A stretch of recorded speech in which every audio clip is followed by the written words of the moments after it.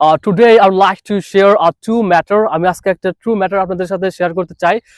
You will notice that many students who spend about 1 year, 2 years, 3 years, 4 years for learning spoken English, তারা English শেখার জন্য 3 থেকে 4 বছর বা এরকম টাইম কি তারা কি স্পেন্ড করে, but still now they can't speak in English fluently। এখনো কি তারা ইংরেজিতে ফ্লুয়েন্টলি কথা বলতে পারে না। Do you know what is the exact reason? আপনি কি জানেন যে এক্সাক্ট রিজনটি কি?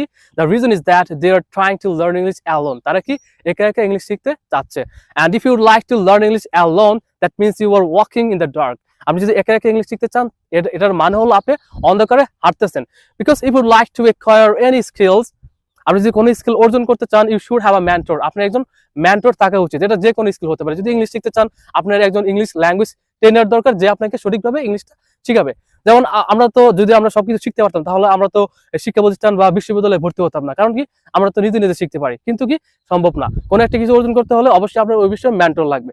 সো এরকম দেখবেন যে আপনার আশেপাশে অনেকে আছে, বা আপনি অনেক টাইম স্পেন্ড করতেন কিন্তু ইংলিশটা শিখতে পারেন না। কিন্তু যদি কোনো একজন মেন্টরের কাছ থেকে who is able to teach you with clarifying the basic English, যে আপনাকে বেসিক ইংলিশ ক্লিয়ার করে শেখাতে সক্ষম, এরকম কোনো মেন্টরের কাছ থেকে যদি আপনি ইংলিশটা শিখতেন, আপনার সর্বোচ্চ 5 মাস সময় লাগতো। মানে ফ্লুয়েন্ট ইংলিশ স্পিকার হওয়ার কথা বলতেছি, নর্মাল ইংলিশ স্পিকার না। ফ্লুয়েন্ট ইংলিশ স্পিকার হতে হলে আপনাকে 5 মাস সময় লাগবে। হ্যাঁ, সো আপনারা যদি কেউ স্পোকেন ইংলিশ শিখতে চান, আমাকে জানাতে পারেন।